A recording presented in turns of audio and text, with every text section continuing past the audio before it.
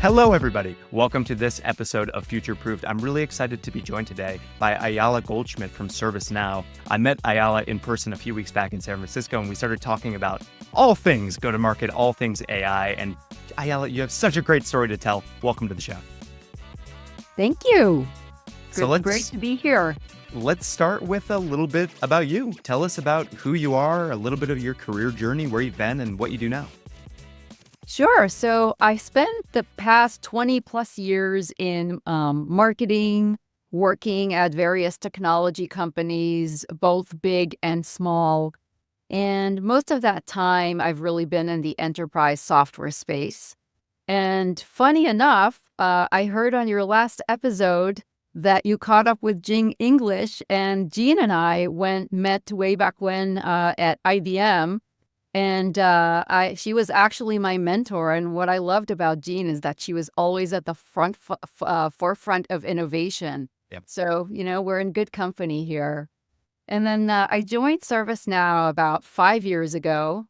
And I've been leading various parts of our product marketing function all around our platform. And then most recently, our own generative AI offering, which is Now Assist. And I think it would be interesting to note that we have a pretty sizable marketing team with over 1,000 people. So, and I feel very fortunate. These are truly some of the best in the industry that I get to work with. So I think it's going to be interesting to hear how we approached it from a marketing perspective, and how we started adopting generative AI ourselves. And then next week, I'm actually starting a new role at ServiceNow as a leader of the outbound product management team for our workload data fabric, which is the data strategy that actually fuels our AI. Beautiful. Congratulations. So I want to dig into these product marketing oriented use cases that you and your team have helped bring to life. And you're getting real business value out of AI, which is, part of the ServiceNow DNA, of course, as you just talked about, but is somewhat unique. And many companies tried and failed to get business value out of AI. But before we get into your use cases, I want to spend some time talking about why or how you started working with AI. Was this something that was a tops down, C-level, board level mandate? Was there bottoms up sort of organic excitement about AI? Was it a combination? How did this unveil for you? Yeah, so in this particular case, it was definitely more of a bottoms up. So as a leader, I always like to encourage my team to look for innovation, whether it's new ways of doing things or just different ideas that we want to try out. And I kind of have a bias towards action. I just want to try things out. So somebody on my team actually came up with the idea. And, I looked at the budget and what it would take to get started.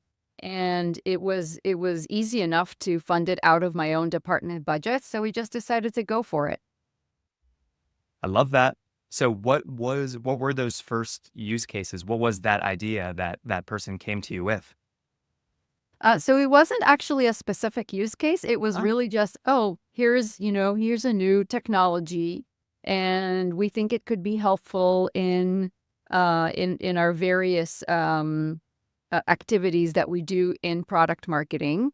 And so let's just, get started, roll up our sleeves and find out.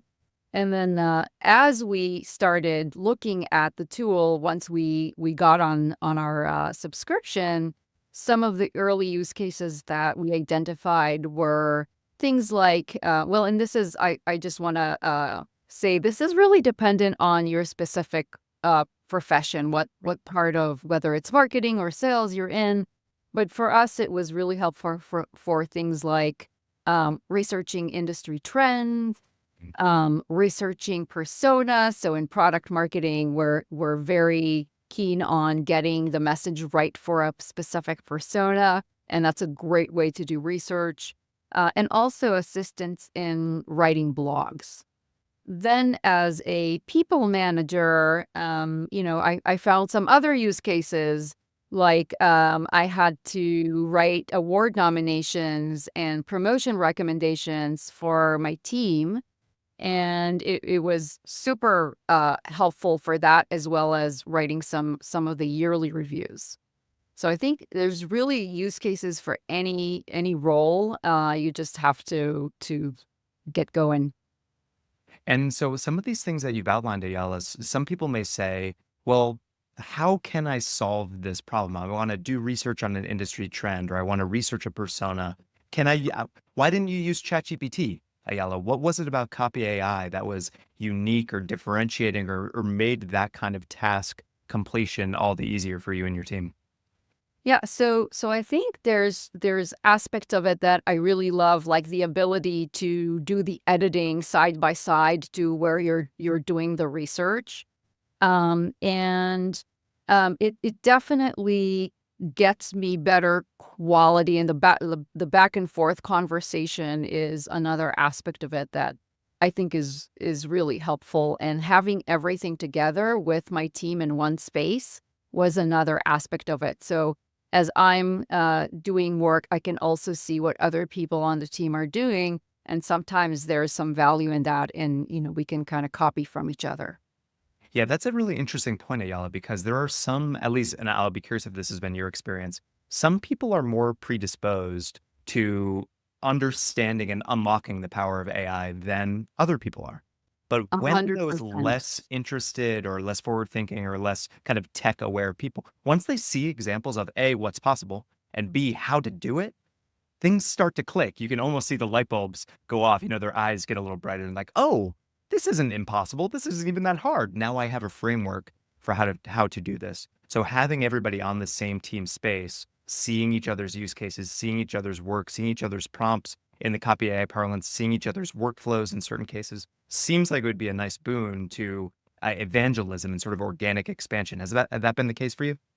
Yeah, 100%. And we definitely did some of these things deliberately. So, wearing the hat of our generative AI product marketing leader, we did just general evangelism internally of AI. And so one of the things that we had an opportunity to do is put together an internal webinar for the entire marketing team, Wow. where we actually showcased what kind of things you can do today with generative AI. And I nominated one of these folks who was part of my community team, to who is exactly the person who is the first adopter, that has no problem tinkering with technology. Yep. And he did exactly what you're talking about and shared some of his early examples with the broader team. And that I know that generated a lot of follow up and interest. There's a lot of what we're talking about here has been very positive. The team is getting value, they're seeing each other's work, but there definitely is still skepticism, I imagine, that you need to overcome. And the kind of two areas of skepticism. One that I hear a lot of is people are very skeptical of the quality of the outputs. The other that I hear is, hey, I have to go back and forth with this AI thing. It would be faster if I just did it myself. Are you hearing objections like that? And how are you overcoming that kind of objection to get people on board and starting to use this new technology? Yeah, so I mean, I think it's a known fact that generative AI hallucinates, Yep. but I think that in product marketing, we tend to be subject matter experts in the fields that we're working in. And so for me, it's not a huge problem to catch a hallucination and quickly correct it. And it sometimes it's very obvious that an hallucination happened. So I really haven't personally found that to be too difficult or much of a concern from our internal team. Um, what was the other one that you said you're hearing about? Some people, I think they don't want to put in the time upfront to learn Ah, about how yeah. to work with AI because they'd rather just, write the recommendation themselves or write the product description themselves or just continue to kind of do things the way they've always done it. Yeah, so what I would say is there's definitely a learning curve here, Yep. and it's a little bit like having an intern, right? So when you have an intern, initially you have to really explain everything, especially if you have a intern coming out of undergrad. They literally, don't know sometimes what the functions in a company are, and you really have to explain that. But over time, if you have a smart intern, then they can pick things up, and then before you know it, they're helping you with your productivity. And I think it's similar here. You may initially actually spend more time as you're learning to operate the tool, but over time, you learn how to do it in a way that saves you time. So I think it's like everything in life that you're learning. Initially, it's going to take you longer, but over time, it's going to be a huge productivity enhancer. I couldn't have said it better myself. And sort of the parallel that I draw is, 10 years ago, 12 years ago, whatever it was, when I took on my first managerial job, my approach to training new hires was I was very hands-on with them. And I would train them and I'd sit with them for the first few weeks in onboarding. I'd train them exactly on what to do. And I was like, did that a couple times and thought to myself, there's no way this scales. So then I had to go through the relatively unpleasant task of writing everything down, documenting processes, building the internal wiki, putting in that time. And the few hours that I spent building that internal wiki was enough to scale the team up to 70 people and get everybody going at a really high clip. And it's that exact same thing where, in order to get great outputs from AI or from anything, you, the subject matter expert, have to define the context. You have to provide the guardrails. You have to put in the elbow grease that's going to create the right sort of quote unquote training that you need so that the AI produces reliable outcomes. If you're not willing to put in that time, you're going to be continually frustrated with the outputs that you get. That's right. So now that you have this, hey, you mentioned that it was a bottoms up exercise to get and start using Copy AI and experimenting with a handful of use cases. You went, Ayala, from swiping a credit card to a pretty big deployment over the course of 3 or 6 months, something like that. How Yep. did you get the organizational buy-in to go across the entire product marketing team?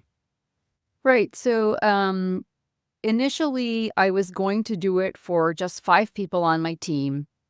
But then I said to myself, like, why not give it to a few other people who work with me on the extended team? Because as a PMM leader, you're often the most senior marketeer in a specific business area. And so I've always had folks in other marketing functions aligned to me. So in this particular case, I gave a copy to somebody from my campaigns team, somebody from my content marketing team, someone from my PR team, and somebody from the community team. Wow.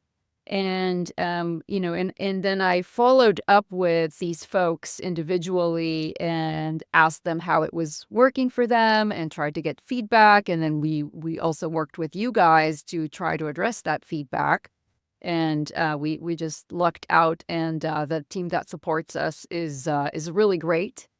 And then once we had that initial phase going, maybe only a couple of months later, I started having a conversation with our departmental operations manager and asked him if we could potentially expand this to a few more PMM teams. And I think at that point we were at about 30-ish licenses. And we ran a live experiment. We encouraged everybody to participate. We actually had an intern who was capturing all of the feedback and eventually asking people if we thought that there was value in it. And it was a resounding yes. And then, then we kind of ran into our IT team. That was part of the scaling challenge. And, we're ServiceNow. We're very well known for our IT tools. And so, as you might imagine, we have a very thorough IT team, and that took some work to get the approvals through. And once we did that, as we're kicking off this year, we've now gotten licenses for everybody in product marketing, which is maybe roughly about 200 people. And our digital team also got licenses. And at this point, it's at the awareness level of our CMO. Yeah. And, I would not be surprised if we continue to expand that after this year. That's incredible. And thank you so much for your stewardship and for your evangelism and for you broadcasting what's possible and all the rest. I'm curious as you started, going through the IT team and potentially that procurement team and then started, getting on the CEO's radar, potentially CFO's radar. Did you have to start making any sort of business case, Ayala, around productivity gains or time savings or anything like that that kind of had to quantify what you were doing in any way? I mean, I think in our particular case, we didn't really need to do that because we're a technology company. We have our own AI, so we fundamentally get the value of AI, and we fundamentally get the value of workflows because that's the thing. That's what ServiceNow does. It's workflows. And so I think it was a no-brainer, and everybody got very quickly why this is valuable. And when the team started having positive feedback and it's been, it's been really hard over the past few years to get headcounts and whatnot, right? We're kind of in a conservative environment that way. And so any option for gaining productivity is really helpful. Beautiful. So let's talk more about that productivity that you're getting now. You mentioned a handful of those use cases that you had getting started. Now that you have, a few hundred people that have started using the platform, what are some of the use cases that you're starting to see? What are some of the cool or potentially more complex workflows that you're seeing powering the ServiceNow business? Yeah, so I think really the power is in the workflows and in the ability to take some of the grunt work out of our marketing because nobody likes doing those tasks. So an example would be somebody built a workflow that takes a recorded YouTube video that we've done and then creates a blog to promote that YouTube video, providing several title options and several promotional blurbs as well for platforms like LinkedIn and X. And of course, as a large company, we focus a lot on internal promotion as well. So also blurbs for Meta's workplace network that we have internally. That was one example. Another one that I personally played with recently is I had to write several blogs out of an academic paper of our AI research team. And I needed it in a few different lengths and for a few different audiences. And that's, just to highlight the great work that our AI research team is doing. And I was super impressed with how well it did it and how well it adjusted to the audiences that I defined. So that was a really cool time saving right there. That's beautiful, Ayala. And so to make sure that everybody's on the same page about what are we talking about when we're talking about a workflow is a codification of a multi-step complex process. So in that second example that you just gave, Ayala, it's interesting because I have a hunch that you built on earlier use cases that you had for Copy.ai. So the workflow that you built was give the workflow an input. In this case, the input was the research paper from your AI team, and Mhm. then have the AI in a multi-step sort of way define or understand what is the topic of that research paper, understand the audience that you're trying to write for, use the previous work that you had done that researched personas and created that persona value prop map and all the rest, pull that information in. And then you instructed the workflow to create the blogs in different lengths and different audiences and whatever it may be. Now you have that workflow codified and you can reuse it over and over Exactly. and And over and over. our research team publishes probably about 50-ish papers a year to some Wow. of the most prestigious academic journals out there. So it's just a great source for us to highlight. But frankly, even understanding that research sometimes is difficult, coming from a marketing background. And so Copy AI really nailed it with these blogs. And, I actually sent it back to the researchers to validate because I'm aware of hallucinations. And they only had like a couple of spots where they thought it needed to be adjusted, which like if you're trying to do this sort of thing with an external writer, it would take you so much longer and so many more back and forth turns. So it was really impressive how well it did. I love to hear that. And that's a really important point. And I want to make sure we're setting the right expectation for the audience here. The outputs that our workflows are generating and the workflows that you're using at ServiceNow internally, they're not going to create perfect outputs.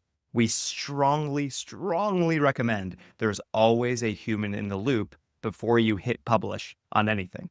And now, in an ideal world, we'll get you to 90%, 95% of the way there with those first drafts that we author, but getting to 100% is not possible. So the human strategy defines the workflow. The human in the loop at the back end is always there for any course correction, editing, last mile work that needs to happen. And what we're doing, as you mentioned before, Ayalla, is we're just removing the friction, removing the grunt work, making your life easier and adding a lot of velocity. That's the whole goal of AI right now. Yeah, I couldn't agree more. And it's just, I think bias towards action, just get started, roll up your sleeves, try it, play with it. You'll learn more by just trying it yourself and doing it than reading more articles about it. It's well said. So anything on the horizon? How are you coordinating or looking at the roadmap, the ideas that people have, the use cases they're thinking about? Are you getting visibility into whatever is next on the Copy AI internal roadmap for y'all? Well, for me, what I'm most thinking about next is how do I take this into my new role and exploring some of the use cases that you might have from a product management perspective. And one of the things that immediately came to mind is pointing Copy AI at some of our documentation pages and having it answer technical questions that we can then package up in other materials, because sometimes we need to create frequently asked questions for our sales and solution consulting teams. I think that could be a perfect one, and that does have a very repetitive nature. Beautiful. I love that. Well, I'm excited for you to, think about the application of AI a little bit differently in your new role. I have a strong hunch you're going to find some pretty immediate return on value there. So let's go now. I'd love, because you are working at such an enormous organization and you went this bottoms up route, I'd be really interested in any advice that you have to people that are trying to remove blockers, people that believe in AI, but are just getting started and need to be the change agent inside of their companies the same way that you were at ServiceNow. What advice do you have for folks that are just starting their AI journey? Well, I would say, like, first, from a user perspective, as I've already said, my advice is just get started. Then the other thing that I would mention is you really need to learn how to prompt and prompt well. And it's almost like we need to unlearn what Google taught us. Because, back in the day, you were trying to be as high level, as broad as possible in your questions so that you'd get as many links that were relevant, right? Whereas with prompting, it's almost the opposite. That's why I'm saying we need to unlearn that. The more specific you are about, like, who you're writing as, what tone you want it in, which audience you're writing for, that is going to give you better results as a user. And then from an evangelism perspective, I think we kind of covered it, but just to sort of emphasize, it's start small, find those people in your organization that are naturally more inclined to be innovators, and start with them, and then get them to support you in evangelizing it further. And then once you see that you've been able to show enough value, that's when you take it to your more senior leadership team and try to make a case for a broader license for everybody. Now, one question that you actually didn't ask me that I wanted to touch base on is why we chose Copy AI, because there's various tools out there, and so What we actually did is we looked at a few different tools, and ultimately what it came down to us for is the ease of getting started, and that's both in terms of the time that it takes to set up, as well as the pricing model and the intuitiveness of the tool. But then the flexibility it provides in the long term with the workflow engine was really a big selling point for us. And it definitely takes more time to learn that piece, but it is so valuable. And it's not just, of course, for product marketing, but campaigns, regional marketing teams. There's so much repetitive work in what they do that of course content marketing teams, that it is just so much potential there, that's really what I saw for ServiceNow. I'm really glad to hear that. And I know that, as you mentioned, the ServiceNow DNA, all of you are hardwired to think in terms of structuring workflows to get from A to Z in a repeatable fashion. And what's beautiful about Copy.ai is that we do that for go-to-market teams. And so we have a lot of, technical workflows I think people understand a little bit better. But these more nuanced, there's more artistry perhaps in some marketing workflows and codifying and breaking down how product marketing teams think, how content marketing teams think. That's really difficult, but generative AI is uniquely suited to do that. So if you have the thinkers, if you have the people who are willing to think about their processes and dissect them and codify them with workflows, the value accrues to everybody across the business. And that's the huge lift that I think you're experiencing and that so many other folks are experiencing with generative AI. Yeah, that is 100% true. And the value that you get out of having that standardized approach, and you can set your brand voice, and then that everybody's writing in the same style, that within itself is huge. Wonderful. Okay, so before we leave, I have one other question for you, and it is a little bit of not a curveball, but it's not something that maybe you expect. I'm curious, Ayala, to understand, because you've seen great companies, you've been at super big companies, you've been extremely successful at these companies. What are you focusing on? What are you learning from? I would love to hear about a book or a podcast or something that's been particularly influential for you in your career. What's been that thing for you? Oh, that's a really interesting question. Um, what I would say is one thing that has been very influential for me is actually not a marketing book. It's a change management book that I read many, many years ago, and of course I'm forgetting its name. But it really taught me how to drive change in an organization, and how to get buy-in across all the different steps, because people naturally don't like change. And I think we're getting used to change because it's happening so fast now. But how to drive that, how to get buy-in, how to get adoption, and support for the ideas that you're trying to bring to bear is probably something I learned early on that has been very, very influential to me. I'm not at all surprised to hear that, because you spend so much time talking to us today about evangelism, talking to us about buy-in, talking to us about stakeholder management. And that's part of what has to happen. You could have the best product in the world. If people don't understand the value they're going to get from it, if they're not excited by it, if you haven't made it easy for them, they're not going to do it. It's just human nature. So that's a great answer. It's not at all surprising. If you remember the name of the book, let me know, because I want to check it out. Very good. All right, my friend, where can people go to learn more about you? Where can people go to learn more about ServiceNow? Great. So you can find me on LinkedIn. It's Ayalla Goldschmidt. And of course, to learn about ServiceNow, you can go to servicenow.com. And we're just about to launch our AI agents. And so we're all very excited about that. So coming up at the end of this month. Awesome. Very good. Well, thank you so much for the time. We really appreciate it. Awesome insights. And that is a wrap for this episode of Future Proof. Thank you, everybody. We will see you next week.